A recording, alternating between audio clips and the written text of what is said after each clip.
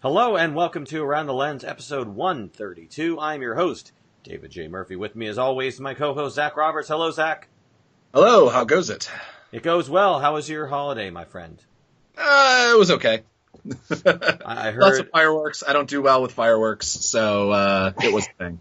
And then your dog also doesn't do well with fireworks. You have a dog, right? Or am I mistaken? Yes, I have a dog. Janie, luckily she's on the older end of things, so they're not bothering her as much as they used to. Okay, that's good. So, which isn't really funny, but it's, sad funny. Hilarious. Sad hilarious.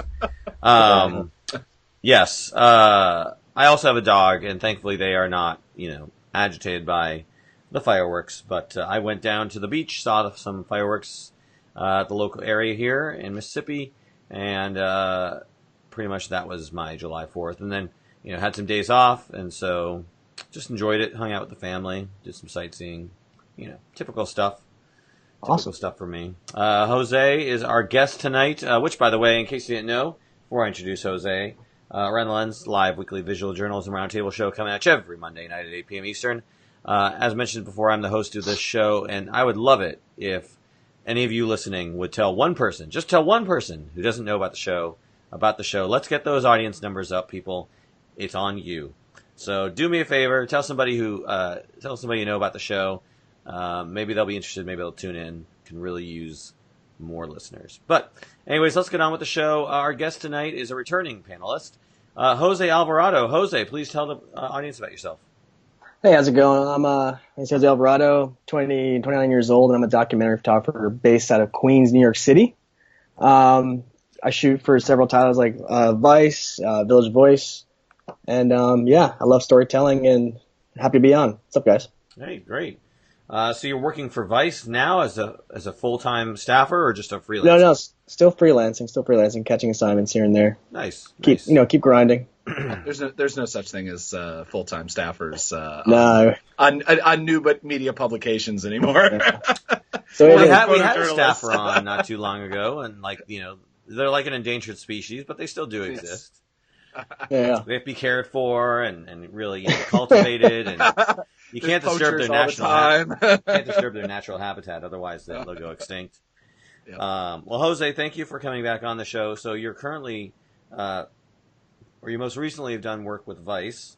So what's that been like, working with Vice? It was great. I just recently got a story published with them covering the Alexandria Ocasio-Cortez humble run to Congress. Pitched the story originally to them, and they were interested, and they took it up. And that whole experience of covering a politician was interesting, and it was definitely different. What was that like? Because basically after your photos went completely viral on that, in part because they're amazing, and the other part because they're literally the only photos that anyone basically had of her, because no one thought in it. The New York Times, I think spent a total of 400 words over a period of a year writing about her total, and never focused a single story about her. And even though has a crazy fascinating background and how she got there, so even if she lost, I think it would have been to me, that would have been a great story. But what was that? How did you sell it to Vice to be like, I want to cover this person who probably has no chance of winning, but So I kind of stumbled upon it on Instagram and her social media, and after that Trump got elected and then inaugurated and everything, I think there's a lot of tension happening in politics, So I kind of stumbled upon that, and I was like, wow, that's kind of interesting angle, a person from the Bronx, fighting for people that she represents and all that. So I reached out to her and asked, hey, would you mind if I just kind of shadowed you here and there? And she was starting off, so she was take all the media I can get. Mm-hmm. So I kind of followed her around, and then it just kind of snowballed, and I followed her in her first public speech in Long Island, and from there just kept going and kind of just watched this happening as a humble beginning to now. It's like watching the whole roller coaster, what it is like to be a politician from the outside, is kind of interesting, and seeing how much work it goes into it, especially when you don't have any support from the Democratic Party and all that. Right. Yeah. It's interesting. It's very interesting. How'd you learn about her in the first place in order to pitch the story about her? So So I found it on Instagram, and then prior to that, we went to public school for a little bit of time. So we had that I knew her before then, but then when I stumbled upon that, I was like, wow, I haven't seen Alexandria in how long? And then she's running for office. Like, this is pretty interesting. Might as well just try it, And luckily she was like, yeah, cool. I remember you. So kind of just did it that way. Well, what was her? Did she have any apprehensions about? Did you come to her as Vice first, or did you come to her as? No, you just came to her as, I'm a freelancer. I want to try to pitch the story. Yeah, so it's so I was covering the story from last June, and then even till January and February, I was pitching to other various titles, and I guess because it's so far away from the primary date, and she was still kind of they weren't sure if she was going to win. Like, not a lot of people were kind of it was also a lot of different stories were happening, so editors get kind of busy, So I wasn't surprised. They're like, oh, not yet, we're not sure, blah. So, and then literally the day before, Vice reached out and they're like, hey, we were really interested in the story, win or lose, and we'll run it. And I was like, okay, I mean, that's all I needed to hear the day before the primary. Mm-hmm. So kind of went that way. That's awesome. Is it weird knowing that you're older than a potential elected official you're covering? Yeah, a little bit, right? It was a few months, I think. Yeah, but yeah. Just different lives, I guess, yeah. No, it's great to see, someone who has youth and energy and, kind of taking that on and succeeding, obviously. Now, she still has to win the general election, right? Exactly, yeah. Do you know anything about her candidate on the Republican side, or doesn't even matter? Is there one? There is one. Okay. There is one. I see I saw one article on him and about he doesn't have any. I don't know. I didn't read the article, but yeah. So I know that it's on the 6th of November, I believe, and yeah, she's still walking the blocks and running and campaigning and doing anything before the general, because it's not guaranteed, right? But most people think it's in New York, so. She has a pretty good, district that she's going to end up winning. Exactly. I mean, I never want to say that because history recently, there's a certain guy in the White House now that kind of surprised us all. But yeah, it would be a really big surprise if she won. I mean, she just cross-endorsed Cynthia Nixon today, and it is interesting how she's also been getting an incredible amount of media and everything like that. What does it feel like? If you don't want to say, what does it feel like kicking the ass in the New York Times and kind of every other major news publication by getting the story that, New York One was there that night, but honestly, was there other photographers there that night? Because there's always freelancers. I guess it's New York. Yeah, but. Yeah. New York Times had a really great photographer, David Delgado. I had the privilege of meeting him in a bronze portfolio booth. He was covering it. Yeah, he did great images, but I feel like a lot of titles have their own people already, and that's kind of how it rolls. I guess maybe next time, hopefully, I'll get a chance to get some stuff in the New York Times. That's always a dream, right? But Vice is just as good. I'm honored to be got that story in Vice as well. Oh no, I'm basically saying that the fact that you covered a story that they didn't even know about, like basically that in their own hometown. So it's kind of amazing. I mean, the Village Voice does that. We both know that quite often, but. It's rare that a kind of a national publication beats the Times on a story. So, but I'm going to jump to the web page with the photos on it just so we can talk about them really quick, and maybe you can tell us a little bit about your photographs as I kind of scroll through them, and you can kind of give me any sort of feedback you like or whatnot. So here we are. The first image they decided to use as their cover is her, of course, reacting to her win. So I think a pretty emotional shot there, hand over the mouth. She's obviously just as surprised as probably everyone else is that she actually won. Was that a moment that lasted a long time, or was that a moment that went on for a second? Because I have to imagine being stunned, although short, it probably is. It sticks with you for a minute. Yeah, it felt a lot shorter than it probably was. It was probably 15-10 minutes of people really taking that in because the polls weren't completely closed, but you can tell that the margin was so large. Right. And she was experiencing, and the whole crowd's experiencing, and then just the cheers and the roars that the venue was packed, so it was hard to navigate it. But it was just at the same time, it was just I think all of us, photographers, journalists, the volunteers, we were all just shocked. We were just like, wow, something happened today. Obviously, you were going for the reaction shot. And you have it from this angle, and were you just attached to her the whole night, or were you kind of floating around and then you came back to her towards the end when you knew they were going to announce the winner and kind of just found your spot? Because obviously, you're shooting her from the side, which I think is a great shot. You got all the people reacting in the background. But was this the angle you wanted, or would you have liked more of a front-facing angle and it was just too many people trained on her? Oh, for the shot? Yeah, so for first question, yeah, so I was, I shot her for the beginning of the day. And then we kind of like separated. She took her own time, and then she was coming back to the venue to meet everyone to watch the results. Immediately everyone swarmed her. So I kind of like tried to find a spot and trying to like kind of see from a distance where like it was parting open. I could get like a shot of her actually experiencing it. Mm-hmm.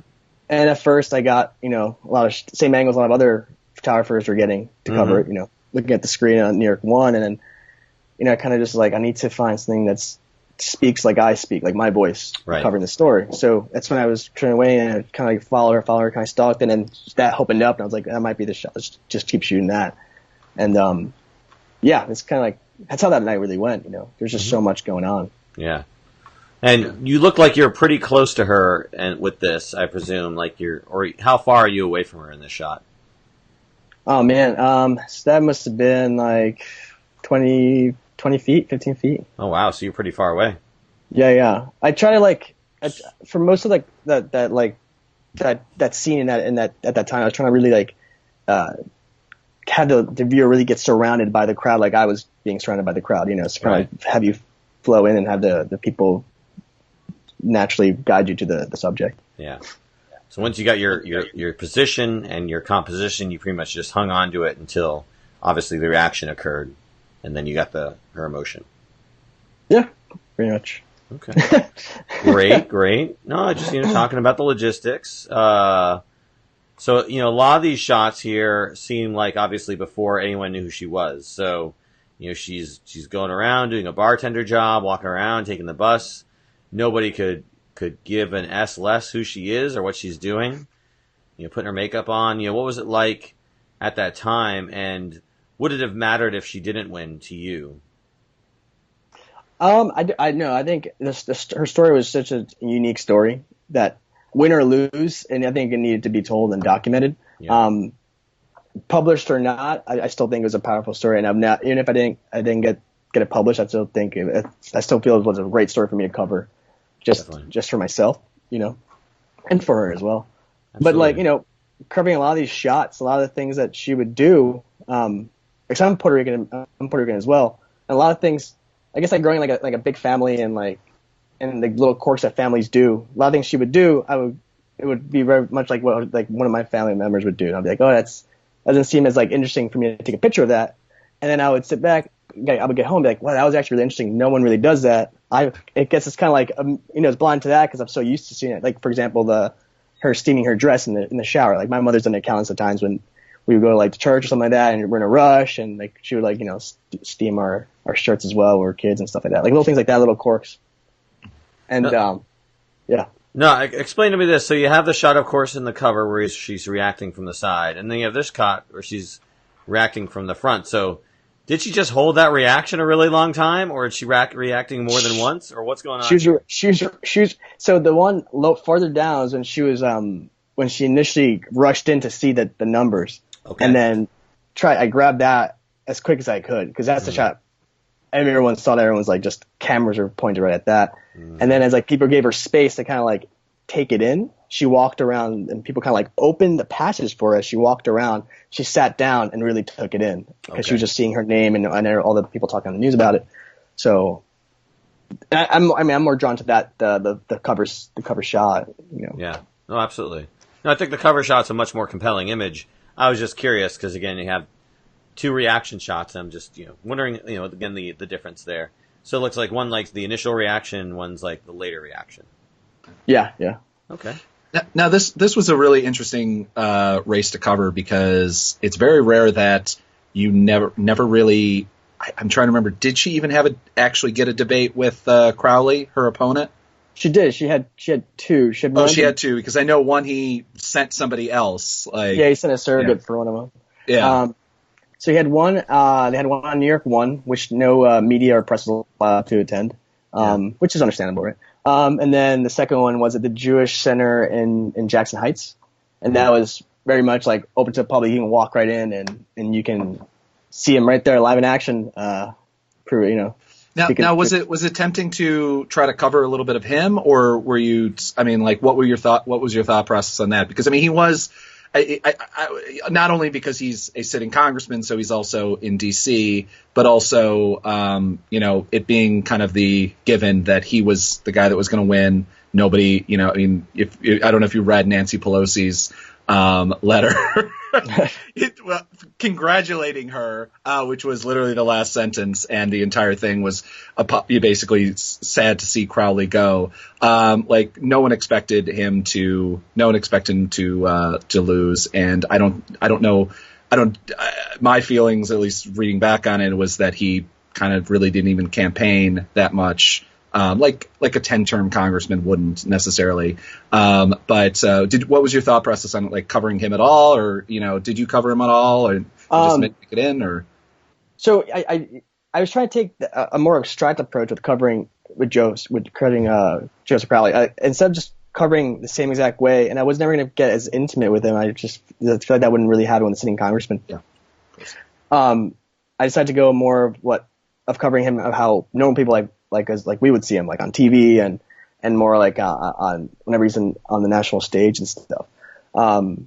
It's just the way I went about covering him with that, and giving him more like that figure of like he's already there. There's a story about someone who's not there and how they're just trying to make it there and stuff.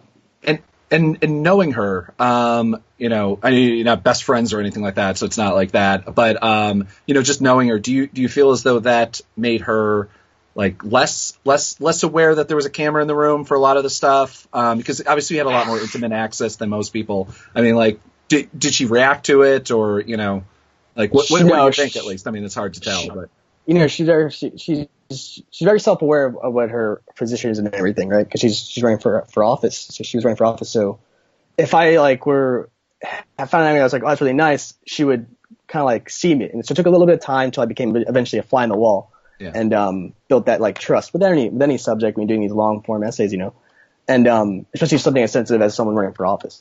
Yeah. So it really didn't help that I knew her prior at all. It's kind of like just think I was like everybody else, kind of like, who is this person with this camera? At the same time, like just she's probably just gauging me as I was trying to document and stuff. Yeah. Now, as she moves on and gets further on in the race, do you plan to continue to document her, and will she allow that? Is that something you continue to cover the story? I think the plan is to continue to document her.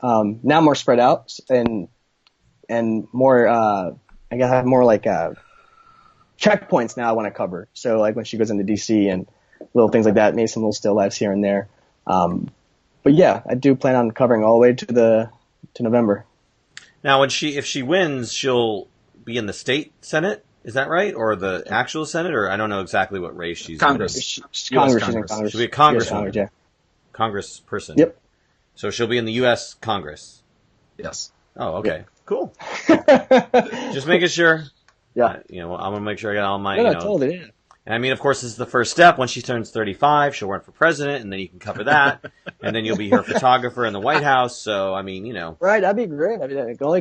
This is actually the length of time period when Barack Obama won his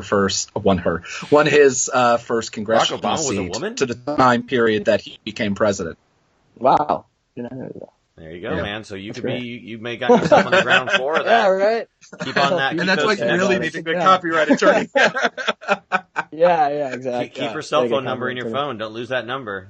Yeah. Be like, yo, girl, I heard you got a presidency. How about I swing by the White House tomorrow and do a little photo expose? Is that cool? Sweet. All right, I'll meet you there. No, you go for the White House photographer job. Mm-hmm. I think that what's his name has made more money probably off of that book than he probably made working in the White House. Maybe. Yeah. And when you get there, make sure to bring Zach with you.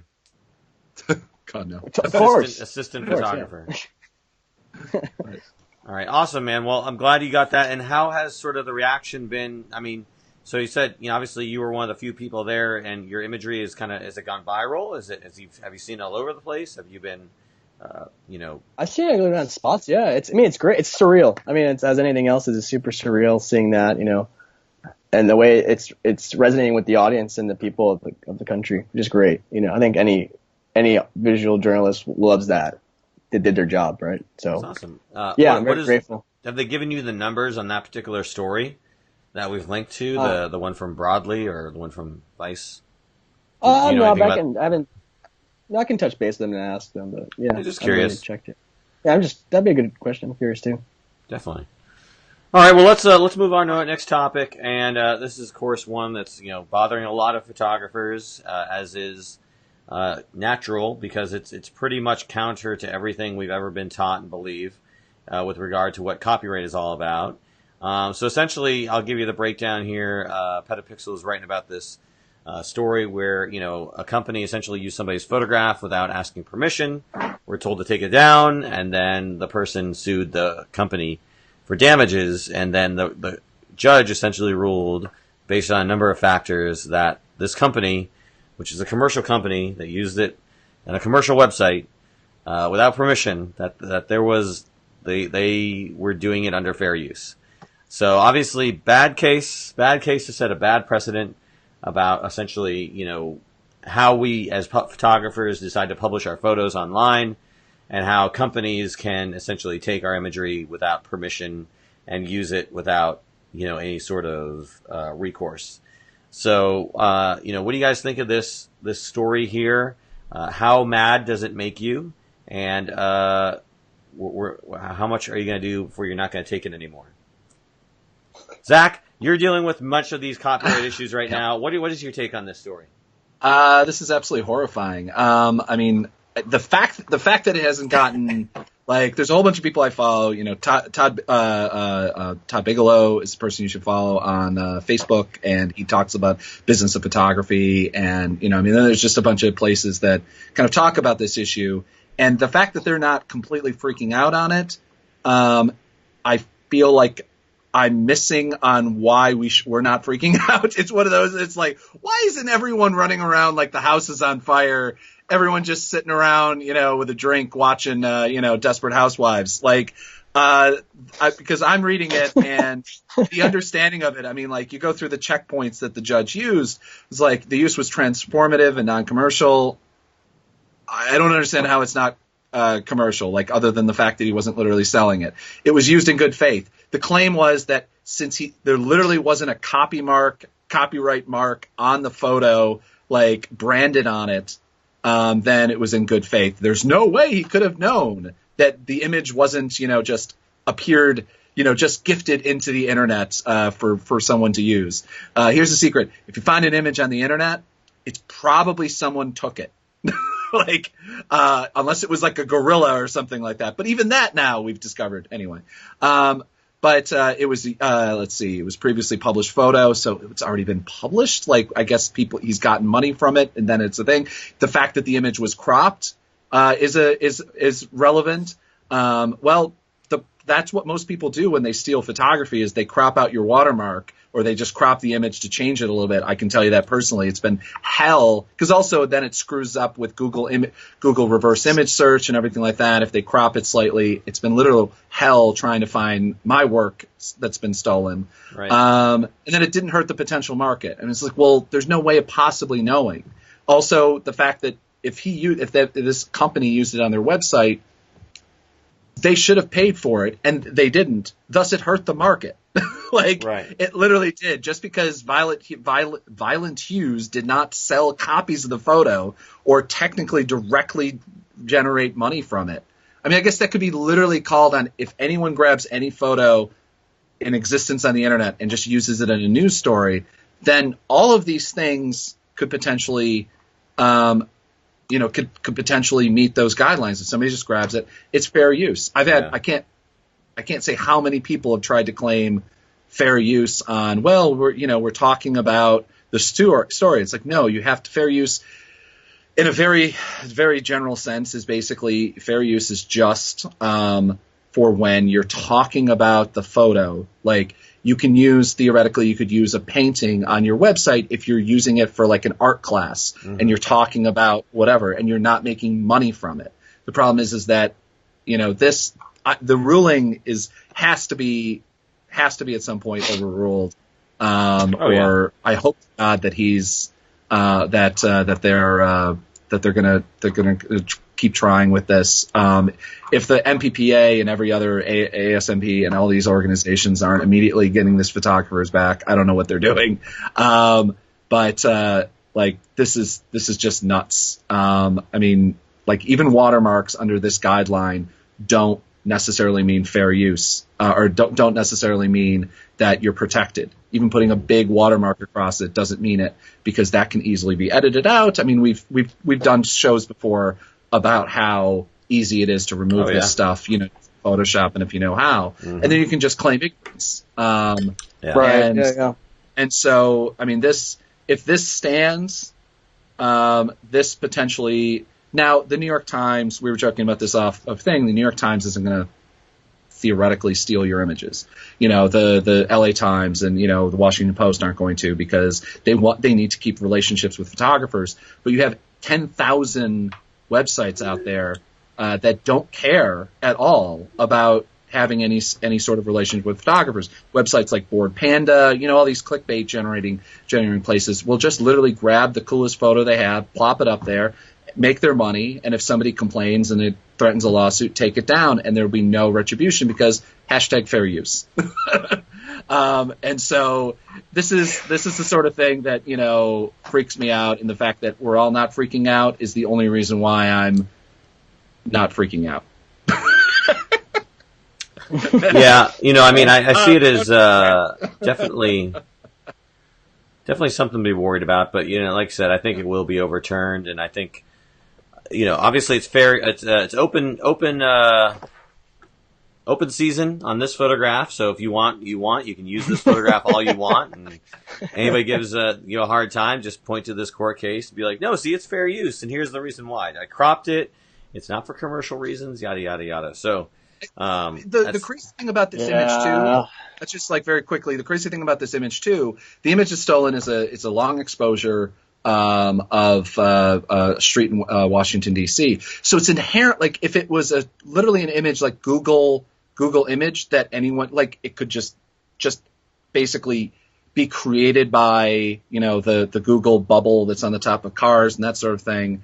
I could almost start to argue that this is a thing. If you just took a straight-on architectural style, straight-on image of a building or a structure or a tree or whatever, I could see the beginnings of this argument that the judge made. It still wouldn't stand for me as a fair use, but you could see the argument. These images exist out on the internet. Other people have made them. Thus, yours isn't, singular. But the fact it's a long exposure, so it literally is a singular image. Yeah. Even the next frame that he makes, if he just stood there or next to his tripod and made another image right after this one, would not be in any way, shape, and form the same image as this one. So, I mean, and again, though, even the company that stole the image can also have chosen another image. They wanted this one because it was even that opinion article even talked about how it was just they wanted it because it was cooler. That's what they wanted it. Yeah. It drew the viewers in, so it's a sad day. Yeah, I mean, Jose, we talked about your story and stuff like that being seen on Vice. I'm sure those pictures have found their way outside of Vice, and have they all been legitimate uses, or do you see people using your imagery from that illegitimately or stealing it? Are you getting paid for every use of that image, essentially? Yeah, I mean, the ones that haven't been paid for, politely asked them to just take it down. They actually were like, yeah, no problem, took it right down. So I've been lucky with that. I haven't, but also, the web is so big. I'm sure there's other ones that are just like being used for some other thing, hopefully nothing bad, but you never know. Why just politely ask them to take it down? Why not demand money? I mean, they used your image and they probably... No, I mean, I do. I just politely, in an email, we just correspond that way. Okay. Yeah. All right. So you do ask for, you do ask for money to use it. Okay. Yeah. And then you ask them to take it down. Or do you ask them to pay for the right to use it? How do you deal with that? You can just right to use it for the article. Okay. I spoke with Zach about it. He gave me some pretty good advice. Okay. So you've been working with the folks, and getting your money? Yeah. Okay, that's good. Just curious. Because, yeah, I mean, I definitely think if someone were using my stuff without my permission, I would definitely, say like, hey, I saw you use my stuff. Here is my, fee for your use. Please send the money via PayPal to this account or whatever. That's how I would deal with it, probably. But I think, I think this story just goes to show, like, if you're a working photojournalist or you're a working photographer, you don't want your imagery to be stolen. Don't put the raw imagery up on there. Don't put the highest resolution up just on the web, just for anybody to take. Obviously downscale it. Put some sort of watermark. Put something on there, so at least there's some sort of proof that that your imagery is copywritten. That if people want to use it, it's that's one thing too. Is like, excuse me, like if you want people to pay to use your imagery, it doesn't. It helps to put your name, your website, whatever contact information you want right there on the image, so people can find you. I'm sure. Probably had they known whose imagery it was, maybe they would have reached out to them and said, hey, we found this cool shot, and your email address is right here on the thing. So, I haven't had to do that in a while, but if I, do, and I want to definitely, get my name out there, I'll make sure to slap, whether it's in the lower right-hand corner or whether you're one of these people who likes to put it dead center and put lines across it and repeat it over and over. So, the image absolutely is covered in your watermark. That's a debate for another show, but, I'm more of the lower right-hand corner mindset watermark kind of guy. How about you guys? Do you guys watermark your stuff, and where do you put it? All right, so I throw them all in the metadata for the most part. So no physical watermark? No, I don't do a watermark. No, I just throw in the metadata. I would definitely watermark everything. I can't express the importance. The only images that I put up on the web for the most part, other than Instagram, I put unwatermarked usually, which I have friends who yell at me for even doing that, but just literally because the quality is so low that most people don't steal it, they'll embed it, right. Which is technically okay. Under whatever. So it's going to happen kind of no matter what. And then my name's up there anyway. And I don't think Instagram has a way of hiding all that stuff like the way that YouTube does. Mm-hmm. But definitely watermark it. And, I've had recommend you can take advice how you want, especially, feel free to watermark it, smaller or larger or whatever. I put it like on a 50% fade in the bottom right-hand corner, usually depending on the image. With like a shadow if it needs it, white text. So it can't be missed. But also, it's one of those things. If people decide to crop it and steal it, then yeah, that's why you have a copyright attorney. They take. I can't express the importance of that enough. I literally can't. Because these days. So many websites have decided there's so many small websites that they garner a small amount of traffic or whatever, but it builds, and that's where a lot of people are getting their media from. Especially all these clickbait sites that will literally just copy and paste stories from sites that paid for it and then copy and paste it over, and there's you don't know. Also, it's really important, obviously, to have it in metadata, but it's also really important to make sure that when you sell photos to websites, to have an agreement in there, which is something I fail at quite a bit, but have an agreement that they can't give your images to other websites. Or you can say, yeah, sure, go for it. I'm done. I've done that with stories before where I'm like, I got paid. I'm done. I'm not going to use this story, these images anymore. I want to move on. But, and it's whatever you can, or if you just want the word out about those things, and you got to make sure, but either way, make sure that you have your credits and everything like that contractually decided. Because I've had nightmares where people pay for photos and it says courtesy of, which means it was a photo that was given to the website. Uh-huh. And that drives me nuts because that also means that when somebody looks at it and you're, published in some great publication, it says courtesy of, and you're like, oh, great. Now I didn't work for them. I just gave them the photo. That makes me look really great. Anyway, I could go on. Special thanks to Zach Roberts for giving to us for free. Thanks, Zach. You're the best, buddy. Trying to remember what publication, I had to scream at some publication about that. And I'm like, no, so I actually started going and like, this is the way the credit reads. And you always know, like, you'll get emails from like, how do you want your credit to read? From a lot of a lot of editors, especially if they don't have a photo editor.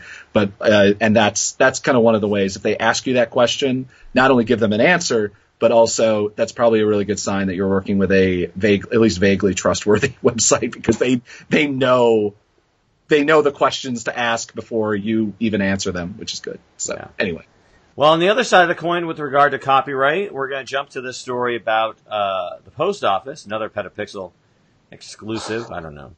Maybe it's probably, I doubt anything exclusive to Petapixel, but I just found it on Petapixel. But anyways. Speaking of news websites that don't pay for anything. Yeah. Exposure, Zach. Exposure. Come on. Yeah. Anyways, the post office was sued and has to pay $3.5 million for a photo of the Statue of Liberty. But let's be clear about this. This is not going to the photographer. It's going to the sculptor of the statue.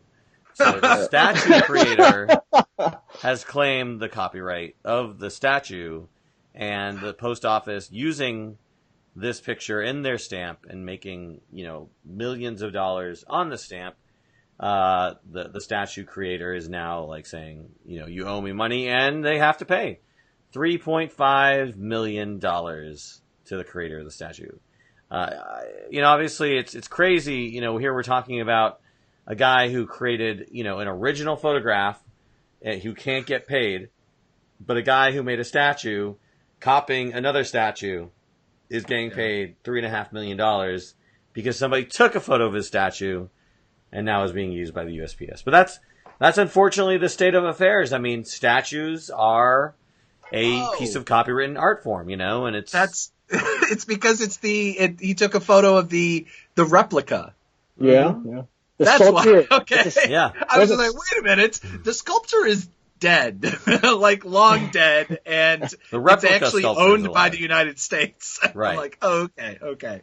Yes. I don't think we actually mentioned that. It's Lady Liberty replica statue in front of the New York Hotel and Casino in Las Vegas. Yeah. The sultry, what did that describe it? Sultry and sexier? Sexy. Oh my gosh, so sexy. Yeah. Okay, nothing says sexy like looking up a nostril. Nothing says bring me a tired, hungry, and poor. The Las Vegas. Yeah, exactly. Oh my God. Yeah, but I think honestly that's the embarrassment of it completely, is that we published a stamp that has a Las Vegas statue. Anyway. Yes. Well, if Getty had read the keywords on the photograph, they would have known. And I mean, obviously the actual Statue of Liberty is fine, it's perfectly, beautiful and usable, but, they saw this as a cleaner, nicer image, and that's why they used it. And that's what the guy who is claiming the case made, essentially like, you chose this image because it is nicer than the original, because the post office was saying like, no, it's a copy. It looks too much like the same, like the original, but like, no, you chose mine because it looks better. Come on, be honest.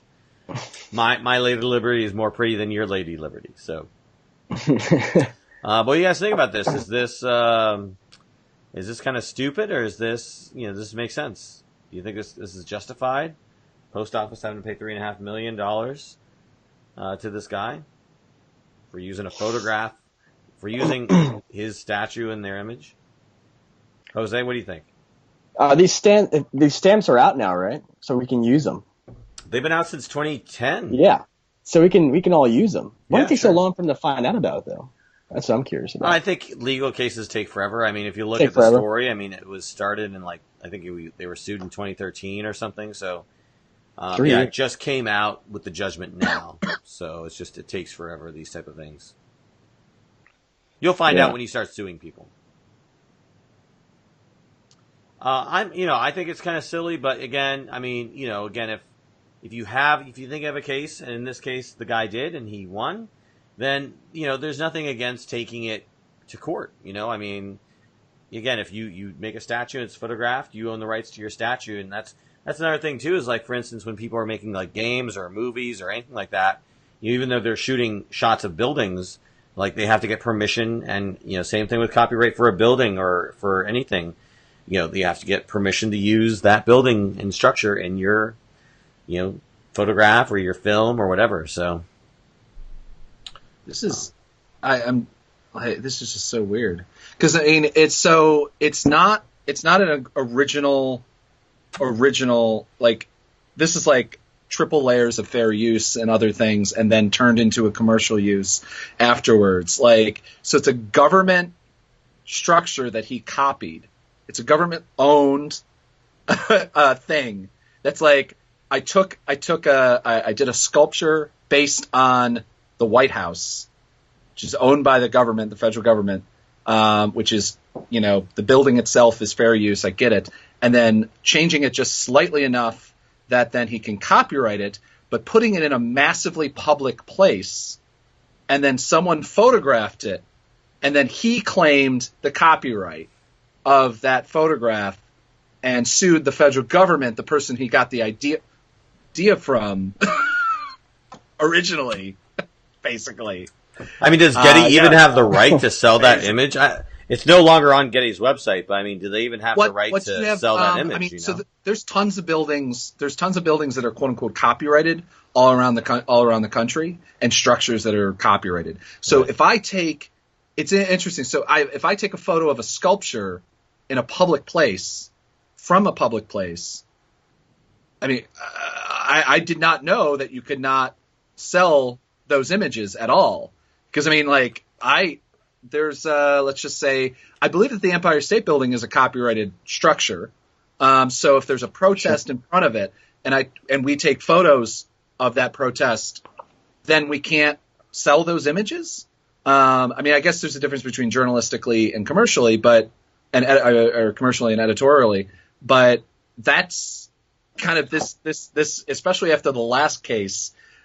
Like, the two of them kind of need to meet somewhere, and we need to figure out what is going on about taking imagery, because now we can't take images in public spaces without pre-written consent of the NFL and the NBA.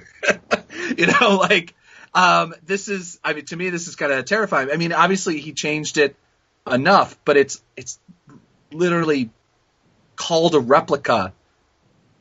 Like, it's just, I don't really get it. Because I mean, like, I have a photo that I've sold a bunch of times of a woman holding her fist up between two replicas of the Statue of Liberty. So I guess this guy should get the 49 cents that I sold it to for in whatever publication bought it. I guess. I wonder if is the photographer that took the image and put it on Getty also getting sued, or is it just only the post office? Just the post office. I mean, he's going after the company with the big pockets. Big pockets. Yeah. Somebody makes $70 million off whatever your sculpture. You want to get paid for that. So, it is what it is. I mean, it's interesting and kind of I don't think it's things we have to worry about, but I think it's definitely things if you're a big company like the post office, you should worry about, and just making sure you're dotting those T's and crossing those I's. I talked to, years ago, I met a woman who worked for a video game company, and she was telling me how, in the company, they, when making the game that they made, they actually used a copywritten building or something. They used some sort of copywritten stuff in their game, and ended up having to go and do a lawsuit and eventually settle with the person who created the content to pay them off. But it was, a costly mistake, and that's why anything you do, it has to be extremely, make sure all those T's are dotted and all those I's are crossed. Yeah. So we have a copyrighted building in downtown Syracuse, Niagara Mohawk building, our energy building, which is this gorgeous building. And literally all my friends, whenever we're nearby it, we take a photo of it and post it on our Instagram or Twitter and tag Niagara Mohawk or tag the company just to piss them off. Because literally when you're a photography student, especially in high school, it's one of the very few very interesting things to photograph in Syracuse. And they literally would send security out to push you off like the sidewalk across. No, really? Yes, totally. Wow. Totally. It's literally any photo student from Syracuse University who actually photographed. I don't know if you know the building I'm talking about, but if you had that experience, I think they've stopped it since it's now owned by a different company. But back in the late 90s, early 2000s, when it was owned by Niagara Mohawk, they were really big. They would have a security person out there especially if you dared to set up a tripod or something like that, because it's this Deco building and everything. Yeah. And it's unfortunate because it's basically Syracuse's, other than the dome, which is an ugly, white. Good luck photographing that. White mollusk on the hillside. But this building is gorgeous, and basically no one knows other than people who physically go to Syracuse because no one can photograph it. But that's. Well, that's I assume the news sure media can photograph it for editorial reasons, right? I don't, other than news story. I mean, if you're doing a news story on Niagara Mohawk, I'm sure you might cut to a shot of it, even though I personally have never seen them actually cut to a shot of it. I think honestly, Really? most people just stay away from it. Wow. It's so weird you don't see people photographing. It's right across the street from a park, and a coffee place. So it would naturally be. It's down the street from Dinosaur Barbecue, which is like one of our big tourist spots in New York. It's the first dinosaur, so it's like people go to people, if they're in Syracuse, it's the place you go to get food. And no, I barely ever see anyone photographing it, which is unfortunate. Well, I just Google image searced it, and there sure are a lot of pictures of it. Oh, I'm sure, yeah. And I'm going to use all of these pictures for my news stories. No, we have a tradition, about a group of friends, because we all know of it. If you drive by there, you take a photo of it and just tag the power company that owns it now. It's a British power company, and just go, just taking a photo of your building, just to troll them. Nice. Yeah. You go get him, Zach. Yes, fighting the man. All right. Well, let's close off our. Let's switch off this copyright talk and finish with some sad news. We lost a great photojournalist, the man behind the Elian Gonzalez imagery that won a Pulitzer Prize. Mr. Alan Diaz passed away at 71. Mr. Diaz, he was most famous for his shot of Elian Gonzalez. In the shot, you have the FBI agent reaching out for Elian, who's held by another family member. And, that was in Little Havana, in Miami. So, again, a very iconic image. I had actually reached out to Mr. Diaz about a year or so ago asking him to be on the show, because I was trying to get Pulitzer Prize winners to come on and talk about their experiences. Unfortunately, I will now never get the chance to do that. But I'm sure there are many good interviews out there, with him, especially about that photograph. He seemed like a very nice, charismatic fellow. He worked as a staffer, speaking of which, Zach, staff photographer for the AP after that incident. So he had a 17-year career with the wire service. Again, he took one in 2001. He probably seemed, genuine, nice guy, had a, good long life, but of course would have, liked to have had him around longer. So sad to see you go, Alan. I hope you're in better places and you're doing well wherever you are. And again, sad to see an iconic photographer depart the world. Does anyone have anything to say about Mr. Diaz and his passing? Any thoughts on his imagery? I mean, he covered one of the most iconic things I can remember from being when I was a young man, with Elian, and the whole thing in Cuba. That was all over every TV I would turn to in my house had that, Yeah. Everyone was talking about it. That was like what was capturing the country at the time. He got that Pulitzer Prize photo for that. Yeah. I wish it's sad that he left us so soon. I wish I could have talked to him and spoken to him and really picked his brain, because definitely had probably a lot of influential things to say to everybody. Mm-hmm. It's just amazing getting that level of access because it looked like I found we'll link it in the show notes. I'll send it to you, Dave. But I found the full sequence of images, which is something I always love seeing, the photos around the images and literally moments. BBC has some this is from 2000, so the quality isn't amazing, right. But literally the image, the three images afterwards are basically the guy who famously in the photo has the gun in his hand and is about to grab Elian and his father, and then turning to the photographer going, "Oh, you're there," which I'm pretty sure he used a flash too, based on the lighting. And then the last scene is him leaving, and I guess there was an NBC cameraman along with him, so obviously there's video as well. But wow. So he was in the house already with family. They knew it was. We all knew it was going to happen. It was just a matter of time. Vaguely, I'm remembering this now. But he knew it was going to happen, and wow, that's one of those things. That's the kind of amazing exclusivity that that's why AP photographers are AP photographers. They get.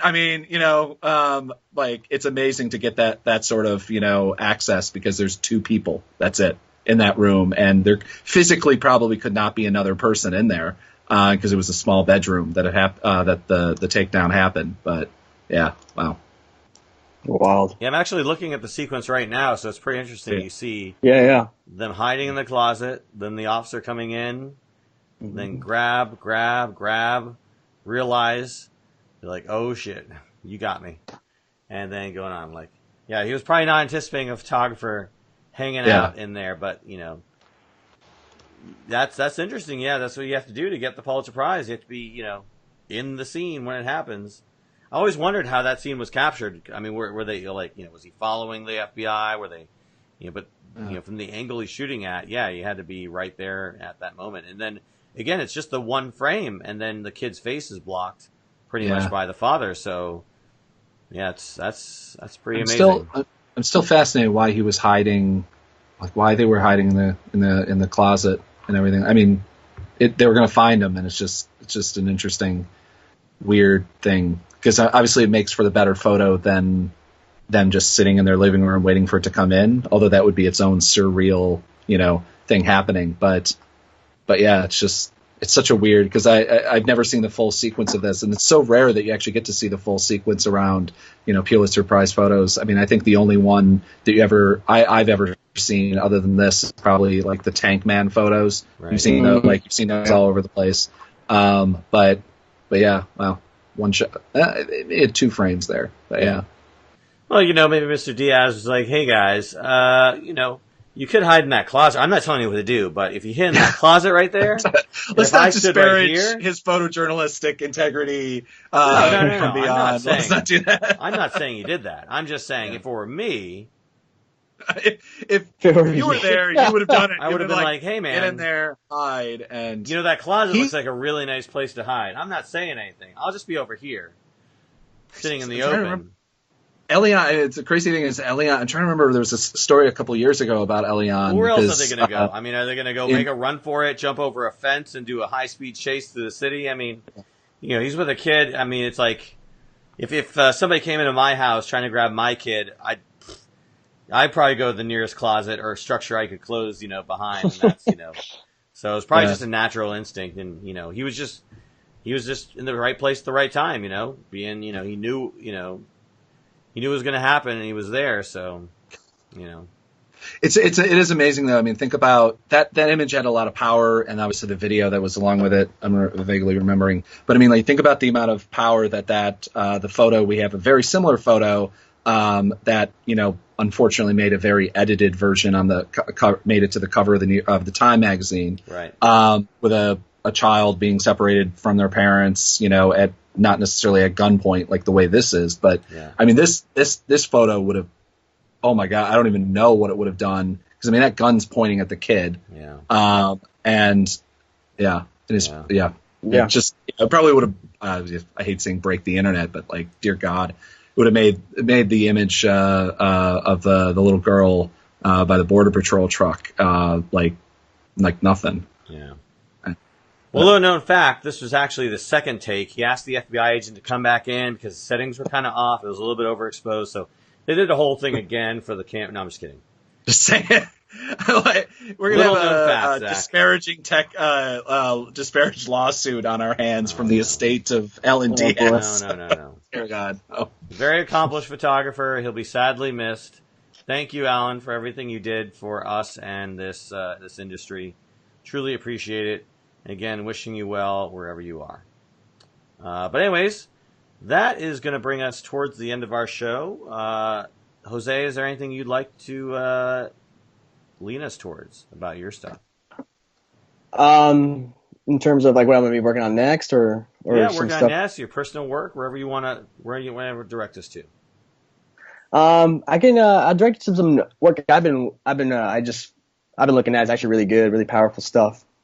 It's by photographer Amr Al-Fiki. It's up on the Times, and he did an incredible project where he went down and interviewed and documented American Muslims and their ownership of guns. Mm-hmm.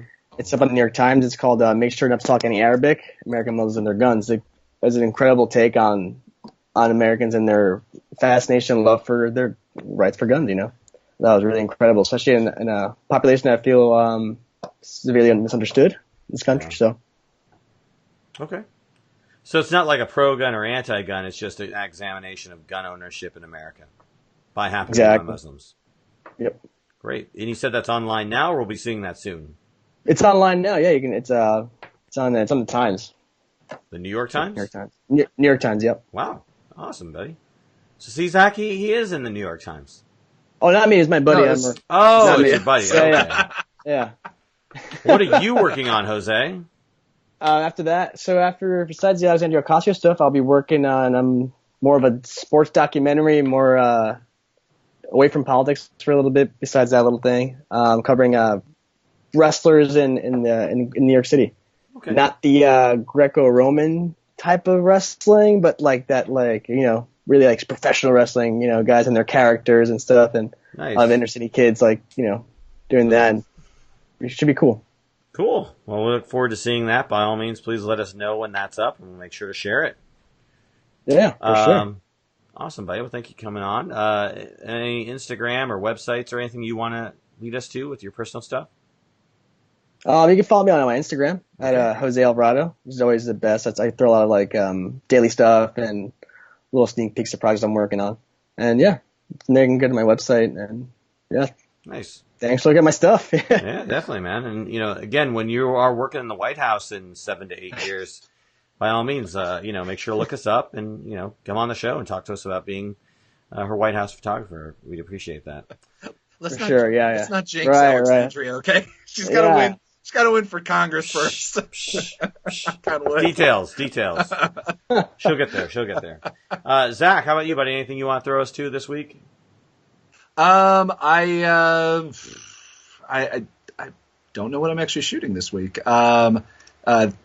can always go to my portfolio site, zdroberts.com. I'll be updating it with a bunch of my Texas stuff. Yeah. Oh, I might have I don't want to actually jinx it, but I might have a piece in a magazine from my border coverage coming out in September, which would be cool. But nice. Yeah. A genuine printed magazine? I know, it's insane. I was ooh. Amazing. Let us know when that's available. I think it's been 7 times that I know of in my life that I've been printed in a publication. Ooh. And 3 of those, I think, was the Village Voice. Yeah. Hey, man, congrats. So great. I was printed a lot when I was in Syracuse, the Syracuse Orange, or whatever the Orange newspaper. So. I got print a lot in there. All right, awesome, buddy. Well, you can always catch us on AroundTheLens.com, of course, and if you're interested in video games, check me out on my new YouTube channel, A Limited Draw Distance. I'm posting a lot of stuff from E3 on there, and I'll be posting some genuine, new, original content in the coming weeks or so. Again, focusing on art and games, so if there's anybody listening who likes that sort of stuff, go check that out. But anyways, this has been our episode. This has been our show, Around the Lens, episode 132. I want to thank you so much, Jose, for taking time out to be on the show to talk about your work. You're always welcome back on. I always love having you. Thanks. Glad to be here. And for Zach Roberts, I am David J. Murphy. Again, this has been Around the Lens, episode 132, and we are out.